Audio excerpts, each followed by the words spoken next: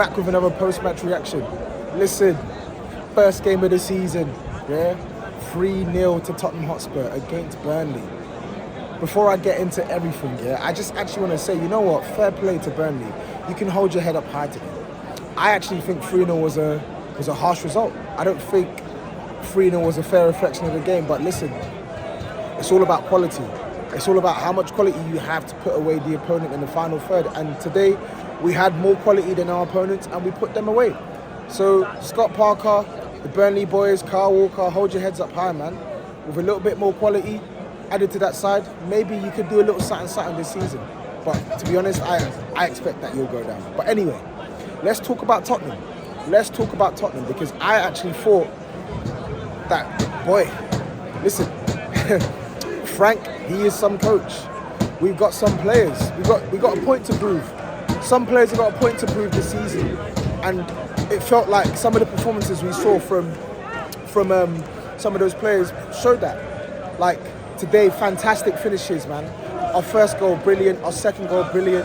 Our third goal, really good finish. It's not going to be a long one. I'm sorry, it's not going to be a long one. But I have to give my thoughts on the game, man. Some notable. You can hear them in the background. They're going crazy for Johnson, and I'm going to talk about all of the team, man. I'm going to start from top to bottom, man. I'm going to start with the striker, Richarlison, today, because he came off the back of probably one of his best performances in ages against PSG. He didn't score, but the hold-up play was brilliant. The link play was really good. He worked his socks off, and you saw the difference, the drop-off from him and Solanke when he went off and Solanke came on. Normally, it's the other way around. And what Richarlison has done is he's carried that bite, that hunger, that quality in the performance into the Premier League campaign. Because Richarlison today was an animal, man. I mean, his finishes, the first goal, brilliant finish, first time. Both his goals, first time finishes, inside the box, acrobatic finishes. Or, well, the second goal was an acrobatic finish. But again, you look at the goal. How was the goal created? Mohamed Kudus, magic on the right-hand side, puts in a good cross on his weaker foot. Richarlison strokes it home for the first goal. And then the second goal, oh my days, Kudus shifts it onto his weaker foot again to go past the defender, and then puts in a lovely cross into the box. And then the rest is history, man. The rest is history. Fantastic finish from Richarlison, acrobatic finish from Richarlison. But it wasn't even just that. His work rate today was brilliant. His link play was brilliant. He was winning aerial duels. He's bringing the ball to feet. He's combining well with others. He's feeding others. It was a brilliant performance from Richarlison today, man. And I actually felt a bit sorry for him. I thought he should have probably stayed on. Maybe he had an opportunity to get his hat-trick. Stay on, play the full 90. But I understand the importance of getting Solanke up to speed, because he's not played as many minutes as Richarlison has played in the last couple of weeks. So it is what it is, man. It is what it is. But Richarlison, big up to you. Fantastic performance today. I mean, Mohamed Kudus. Dan Lawless, if you're watching this, yeah, go ask me about how Kudus played again today. All pre-season, I was hearing nonsense from Dan Lawless of West Ham Fan TV, and he's also got his own channel, The Lawless Live. Do you want to sit down? Yeah, go for it. I'm just recording. It's all good. Yeah. All pre-season, I've been hearing, Kudus.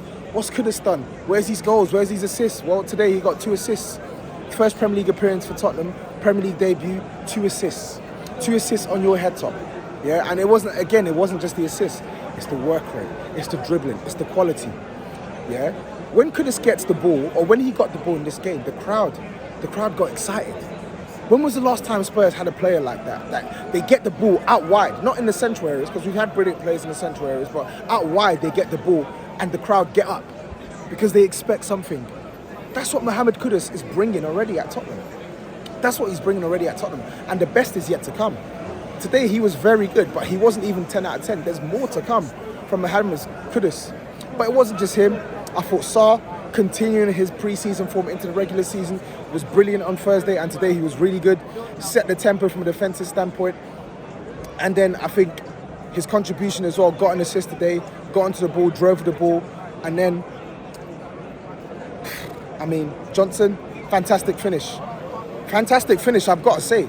Fantastic finish. But it begs the question for me with Frank, why does Brennan Johnson have to start?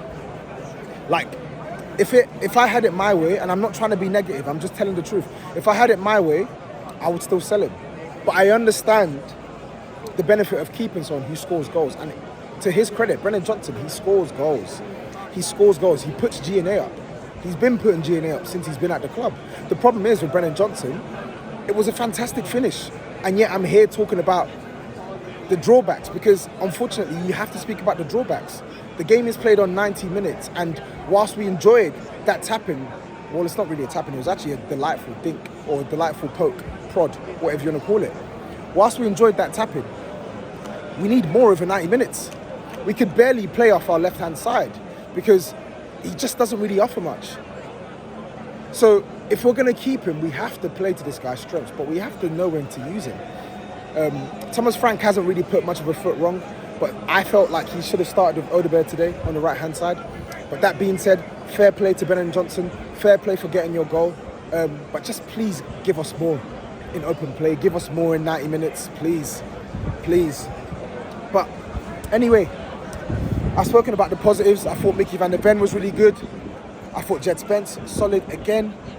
But I have to talk about the drawbacks. I thought, as I said, Burnley, they were good value for at least a goal today. They could have scored a goal today. They probably deserved the goal today. And I felt that that was the case because we didn't really have enough control in the midfield. Of course, he started Gray, he started Bergvall today. So I get it. We had to refresh the midfield, especially after a tough game against PSG midweek. Archie Gray and Bergvall got the nod. Whilst I do think Bergvall played better than Gray, I felt like we could have done with a bit more impact from both players on the ball. They have the quality, they have the personality. I thought we saw, as I said, I thought we saw more from Bergvall on the ball, especially towards the back end of the first half, driving with the ball, being key and instrumental in 2 to 3 really good passages of play, but we were found wanting. On the ball and off the ball, we were found wanting, or they were found wanting, should I say. We needed them to put up better performances, but it is what it is, man. You have to play these players. You have to play them in these games. We need to know how good these guys are. To be honest, I really know how good Bergvall is. I'm waiting on Gray.